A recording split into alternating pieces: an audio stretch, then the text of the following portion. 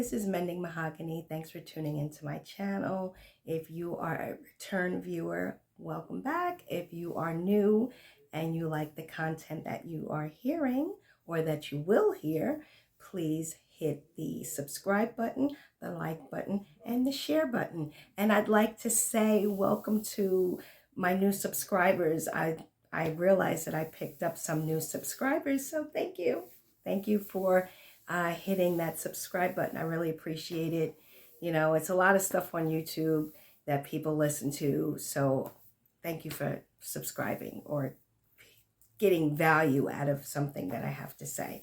So, before we get into my content today, check out my shirt.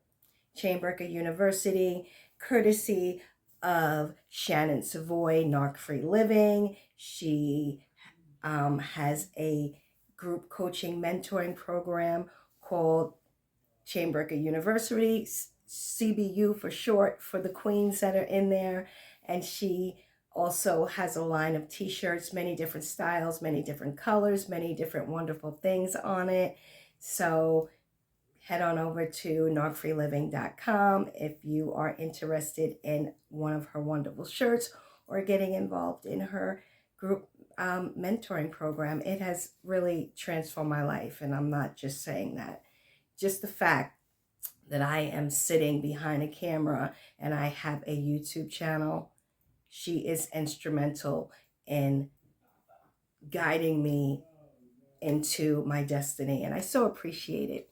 So, what do I want to talk about today? I want to talk about the power of one link breaking. Now, I wore this for a specific reason because I wanted to give you like a visual. Links. See, my necklace has many different links, but I wanted to give you a visual just to let you know there is power in one link breaking. One link breaking in this chain could, like, the whole necklace is ruined. If one of these breaks and this one breaks, it's ruined. So I wanted to give you a visual that be persistent, because sometimes in our life only one link is breaking at a time. The link of addiction, the link of unforgiveness, the link of self-doubt, the link of self-hatred. It could be whatever your thing is, whatever the chains that you have that are tripping you up, that are keeping you from your destiny, that are keeping you from moving forward in what God wants to do in your life. There's power in one link breaking, because eventually one link breaking, if you keep at it, they will all be broken, and every chain over your life will be broken. Back in the day, there was a dog that used to run back and forth on a chain. Now, I don't see people tie up their dogs anymore, because now we treat our dogs like they're our babies. But back in the day, there was this dog that used to run back and forth on a chain, and I used to taunt the dog, run up to the gate, be yelling all type of nonsense. You know, I was a kid taunting the dog. But one day, that dog broke that chain, and I went flying. That you didn't see. I didn't mess with that dog no more. I didn't want no parts of that dog, because that dog had broke from the chain. And you know, the dog probably didn't even mean to break the chain. It was just that consistent running back and forth until one link broke and the dog was free.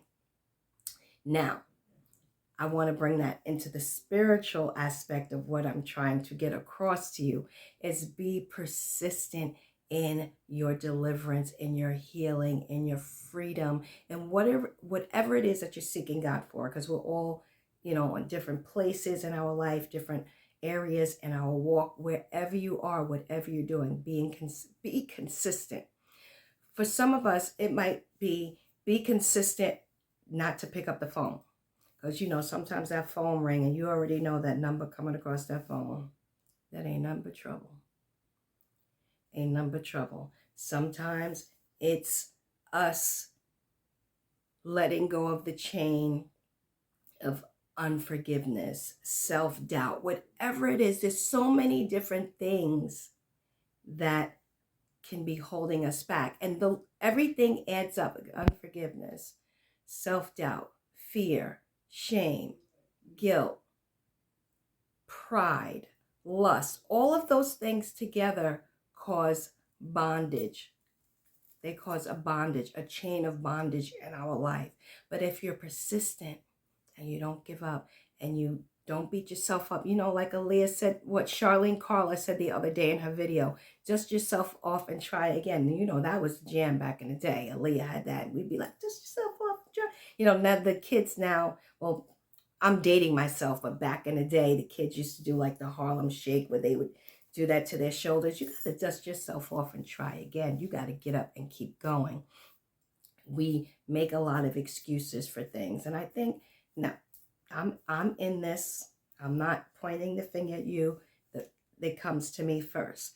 But we, you, me, we make a lot of excuses as to why we are not doing what we're supposed to do, or we're not where we're supposed to be, or we're not doing what God has called us to do.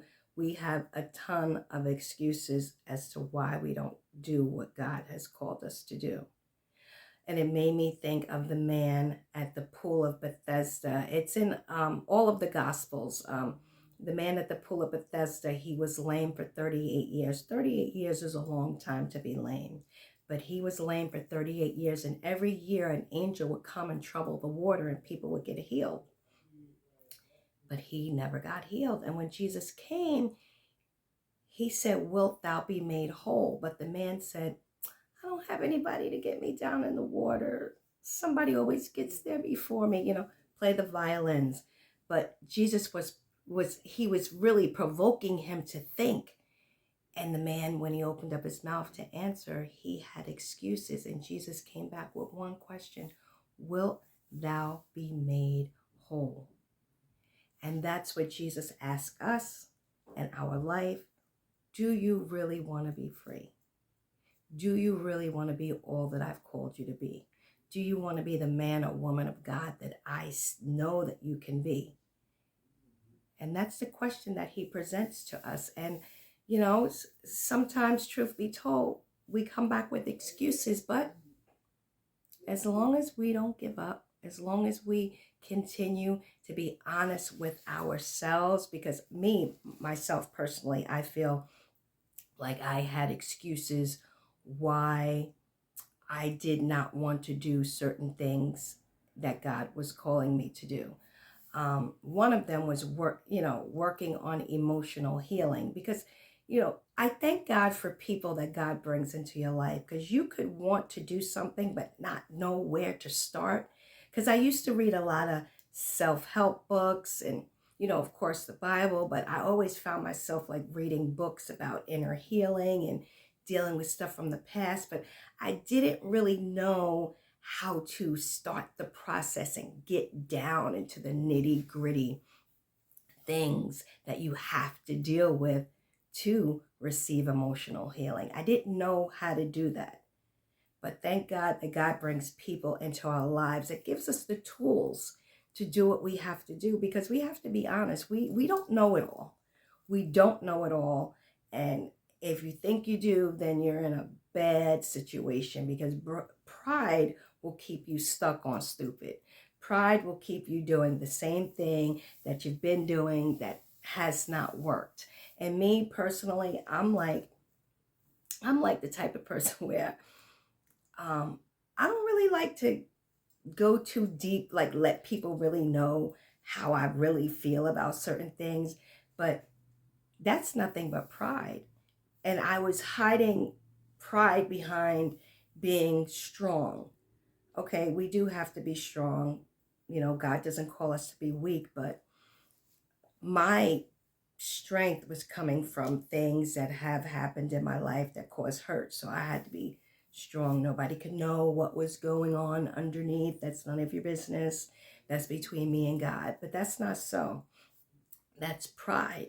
So I am working, I've gotten better, but I'm working on just telling people like what I need, or things that bother me. Even something simple like just not being afraid to be honest about what I'm feeling, and not being afraid of, when I say that, how it's going to be perceived from the other person. So back to the man at the at the pool of Bethesda. Jesus asked him, "Wilt thou be made whole?" Because Jesus seen that he had a lot of excuses. So show grace to yourself, but let's not coddle ourselves. Just keep working on it. Keep working on whatever it is that God wants to do in our lives and what he's asking us to surrender to him. Because it's not easy, because certain things that God is asking us to surrender, we enjoy. But is that a trade-off to not move forward in God because we want to still enjoy things that really don't even matter? Is that a good trade-off? So my admonishment for you today, my encouragement for you today, my exhortation for you today is be encouraged. Jesus is the bondage breaker. He's the chain breaker. He can break any and every chain over your life. It's no ifs, ands, or buts about it. It's no maybe he can or will he. It's on us because he's there. He's waiting. He's there. He's waiting. And when I gave my life to Christ, the day I gave my life to Christ, I got delivered from cigarettes, marijuana, and weed that day. But it's been an ongoing process over the years to be delivered from mental and emotional things that may not be seen on the outward. You may not outwardly see that somebody is dealing with, mind issues, the mind needing to be transformed. You may not outwardly see that someone's dealing with unforgiveness, shame, guilt. You may not see that. But those are the chains that you don't see that need to be broken. So we can't judge people, because there could be somebody who their deliverance or what they need broken in their life is an outward thing. So we can't look down on somebody just because we can see what chains are still in their life, but meanwhile our stuff is on the inside. So that's all I have to say. That's all I have to release. Just be persistent, keep going, and eventually every link will be broken and every chain will be broken over our life. It's just, there's power in one link breaking. So if you think that, well, I should be this further along, or why isn't this happening? Just be persistent. Just be persistent. There'll come a time where if we really persist in what we want from God, there'll come a time where God will just take a desire for something away from you, and you won't even desire that, because we're going after him. So when we fill up on him, certain things just fall away. Sometimes we think too hard, that's when the day I got saved, I was thinking too hard. I was wrestling with, I can't be a Christian. I smoke weed every day. Do you people understand? I smoke weed every day. I drink, I smoke cigarettes. I can't give my life. I was thinking too much. But once I let go and let God into my heart and just gave all of my anxieties about how was I going to stop doing this? God came in and he broke the chain of drugs and alcohol in my life. So we got to get out of our mind and get into God, right? Because God's ways are higher than our ways. His thoughts are not our thoughts. And I was steady thinking, how am I not going to smoke weed? How am I not going to go to the club with my girls? But once I just gave it to God, and now that I look back on it, that was really a spiritual battle, because that was a battle for my soul. That's what it was. God was telling me to give it to him, and the devil was saying, you can't do it. It was like a battle. And then once I gave it to the Lord, the battle was over. I got up and I was like, I knew I was free. I knew I was free. I knew I was free. And that is the way that deliverance and freedom takes place in our lives over and over again. You'll know when you're free from certain things. You'll know when you're free from attitudes and people and places and things. You know when you're free. And I know I've said this before. I used to work in a rehab, and the main thing that brings the people down when they get out of rehab is people, places, and things. That's what brings them right back into bondage. So we can take that that and use it for ourselves. What is bringing you down? What is bringing you back into bondage? What is causing you to stay in bondage? It's usually people, places, and things. You know what I'm saying? And God desires for us to be free. He is the bondage breaker.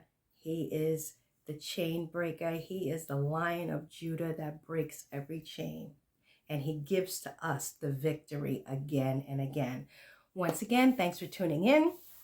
Mending Mahogany. If you like what you hear, please like, share, and subscribe. And once again, thank you so much for my new subscribers. I really appreciate you guys taking the time to listen to what I have to say. Have a good night.